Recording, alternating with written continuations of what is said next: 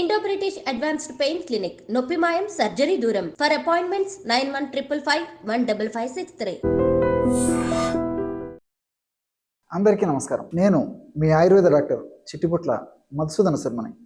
మనం ఈ వీడియోలో వెయిట్ లాస్ అయ్యేందుకు లవంగాలతో వైద్యం అనేటువంటి ఆసక్తిదాయకమైనటువంటి అంశాన్ని గురించి తెలుసుకోబోతున్నాం.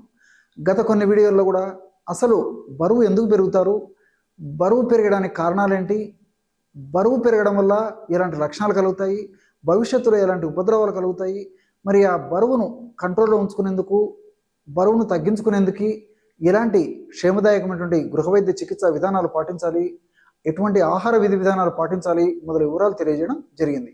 ఈ వీడియోలో మరొక ఫార్ములాని ఈ వెయిట్ లాస్ అయ్యేందుకు మనం తెలుసుకోబోతున్నాం. ఈ రోజుల్లో అత్యంత సర్వసాధారణటువంటి మేజర్ సమస్యగా పరిణమించేటువంటి సమస్య ఈ యొక్క అధిక బరువు. దీనికి అనేక రకాలైన కారణాలు. మరి కొద్ది ప్రమాణంలో బరువు అధికంగా ఉన్నప్పుడు అంతగా పండించుకోరు, కానీ మరి బరువు క్రమంగా పెరిగే కొద్దీ అప్పుడు ఆరోగ్య స్పృహ అవగాహన పెరిగి అప్పుడు ప్రయత్నాలు మొదలుపెట్టేటువంటి పరిస్థితి చాలా మందిలో ఉంటూ ఉంటుంది. ఏది ఏమైనప్పటికీ మరి బరువును నియంత్రించుకోవడం, అధికంగా ఉన్నటువంటి బరువును తగ్గించుకోవడం చాలా చాలా ముఖ్యం. ఈ వెయిట్ లాస్ అయ్యేందుకు ఔషధాన్ని ఎలా తయారు చేసుకోవాలంటే లవంగాలు, దాల్చిన చెక్క, జీలకర్ర, మిరియాలు, ఈ 4 పదార్థాలను మనం సద్వినియోగం చేసుకోవడం వల్ల శరీరంలో, బాడీలో అధికంగా సంచితమైనటువంటి కొవ్వు కరిగేసి మనిషి నాజుకుతనాన్ని సంతరించుకుంటాడు. ఔషధం ఎలా తయారు చేసుకోవాలంటే లవంగాలను కాస్త వేయించేసేసి ఒక 15 గ్రాములు తీసుకోండి. అట్లే దాల్చిన చెక్క చిన్న చిన్న ముక్కలుగా చేసేసి ఒక 15 గ్రాములు, దాల్చిన చెక్క ముక్కలు ఒక 15 గ్రాములు తీసుకోండి. అదేవిధంగా జీలకర్రను శుభ్రం చేసేసి ఒక 15 గ్రాములు తీసుకొని ఆ జీలకర్రను కాస్త వేయించేసేయండి. అట్లే 4వ పదార్థంగా మిరియాలను కూడా ఒక 15 గ్రాములు తీసుకొని కాస్త వేయించేసేసి పెట్టుకోవాలన్నమాట. ఈ 4 పదార్థాలు అంటే ఒక్క దాల్చిన చెక్క మినహాయించి మిగిలిన 3 పదార్థాలను విడివిడిగా వేయించేసారనమాట. ఈ 4 పదార్థాలు ఒక్కొక్కటి 15 గ్రాముల చొప్పున తీసుకొని ఈ 4 పదార్థాలు అన్నిటినీ కలిపేసి ఒక మిక్సీలో వేసేసి బాగా కలిపేసేసి చూర్ణంగా తయారు చేసుకోండి. ఈ విధంగా చూర్ణంగా తయారైన తర్వాత దాన్ని జల్లించేసేసి ఆ యొక్క చూర్ణాన్ని ఒక గాజు సీసాలో నిల్వ ఉంచుకొని రోజు వాడుకోవాలి. ఎలా వాడుకోవాలంటే రోజు ఒక్కసారి ఔషధాన్ని తయారు చేసుకొని ఆ యొక్క ఔషధాన్ని 2 సార్లు వాడుకోవచ్చు.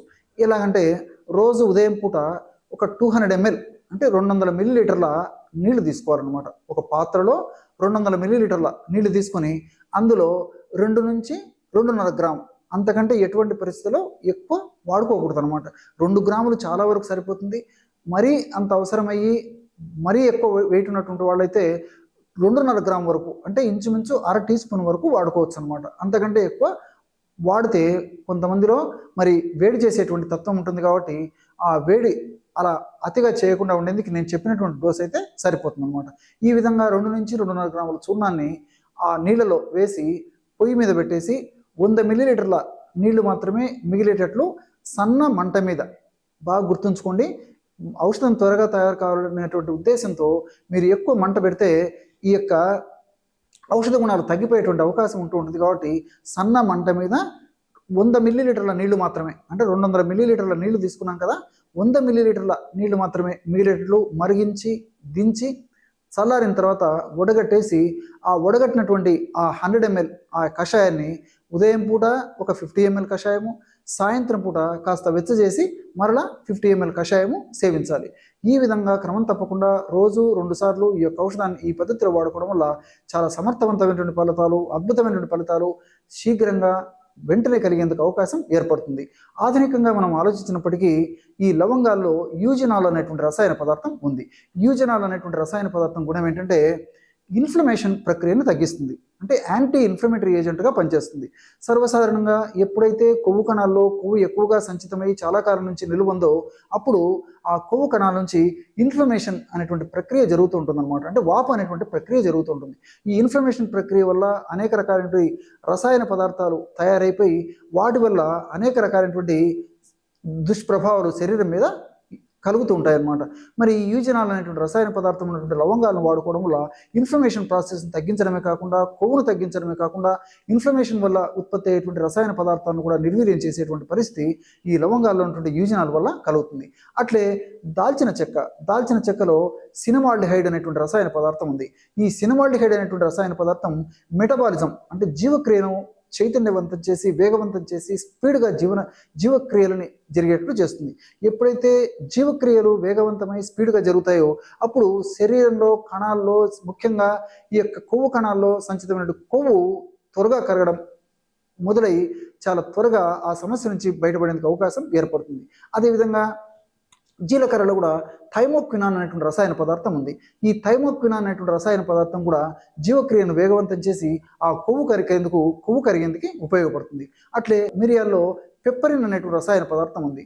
అంతేకాకుండా మిరియాలు ఉన్నటువంటి ఈ రసాయన పదార్థాల గుణం ఏంటంటే మన దేహంలో ముఖ్యంగా జీర్ణ వ్యవస్థకు సంబంధించి ఆకలి ఎక్కువగా కాకుండా తగ్గించేటువంటి పరిస్థితి మిరియాలు ఉన్నటువంటి కొన్ని రసాయన పదార్థాల వల్ల కలుగుతుంది. అంటే మనకి గ్రిలిన్ అనేటువంటి హార్మోన్ ఉత్పత్తి అవుతూ ఉంటుంది అనమాట. ఈ హార్మోన్ ఉత్పత్తి ఎక్కువ అయ్యే కొద్దీ ఆకలి ఎక్కువగా అవుతుంటుంది. ఈ మిరియాలు ఉన్నటువంటి పెప్పరిన్ లాంటి రసాయన పదార్థాలు గ్రిలిన్ అనేటువంటి ఆకలిని కలుగజేసేటువంటి హార్మోన్ను ఎక్కువగా ఉత్పత్తి కాకుండా, ఎక్కువగా విడుదల కాకుండా చేస్తుంది. కాబట్టి ఆకలి మనకు తగ్గిపోతుంది. ఎప్పుడైతే ఆకలి తగ్గుతుందో అప్పుడు మనం ఆహార పదార్థాలను తినడం తగ్గిస్తాం. ఎప్పుడైతే ఆహార పదార్థాలను తినడం తగ్గించి పోషకాహార పదార్థాలు అంటే జంక్ ఫుడ్ ఇలాంటివి కాకుండా పోషకభరితమైనటువంటి ఆహారాన్ని తీసుకుంటాము అప్పుడు మనకి శరీరానికి సద్వినియోగం పడమే కాకుండా మరి ఫ్యాట్ కింద కూడా కన్వర్ట్ కాకుండా ఉంటుందన్నమాట. ఇతర దుష్పరిణామాలు కూడా ఉండవు. అంతేకాకుండా పెప్పరిన్ అనేటువంటి రసాయన పదార్థం ఈ ఇన్ఫ్లమేషన్ ప్రక్రియను కూడా నిరోధించడం వల్ల ఇన్ఫ్లమేషన్ ప్రాసెస్లో ఉత్పత్తి అయిన రసాయన పదార్థాల ఉత్పత్తిని కూడా నిర్వీర్యం చేసేటువంటి పరిస్థితి ఈ పెప్పరిన్ వల్ల కలుగుతుంది. అంతేకాకుండా ప్రత్యక్షంగా పరోక్షంగా మిరియాలు ఉన్నటువంటి వివిధ రకాలైన రసాయన పదార్థాలు ఈ కొవ్వు కరిగేందుకు కూడా దోహదపడతాయి. మరి ఈ 4 పదార్థాలు కలిపి మనం ఔషధంగా తయారు చేసుకుని సద్వినియోగం చేసుకుంటున్నాం కాబట్టి అనేక రకాలైనటువంటి సైడ్ బెనిఫిట్స్ ఉంటాయి. ఎలాంటి సైడ్ ఎఫెక్ట్స్ ఉండవు. క్షేమదాయకంగా వాడుకోవచ్చు. ఔషధాలన్నీ కూడా మనకు తెలిసినట్టువే అందరూ వాడుకోవచ్చు. అదేవిధంగా తయారు చేసుకోవడం సులువు, వాడుకోవడం సులువు, ఫలితాలు కూడా చాలా త్వరగా సమర్థవంతంగా వస్తాయి. కాబట్టి మరి దీర్ఘకాలం పాటు వాడినప్పటికీ ఎలాంటి ఇబ్బందులు కూడా కలవు. కాబట్టి మరి క్షేమదాయకంగా ఉండేటువంటి ఇలాంటి ఔషధాలను వాడుకోవడం వల్ల చక్కటి ఫలితం మన సొంతం అవుతుంది. చూశారు కదా ఎటువంటి సులువైనటువంటి ఔషధ యోగాన్ని వెయిట్ లాస్ అయ్యేందుకు మీరు ఈ వీడియోలో తెలుసుకున్నారో. మరొక వీడియోలో మరొక అంశంతో మళ్ళీ కలుద్దాం. అంతవరకు నమస్కారం. మీ చిట్టిబొట్ల.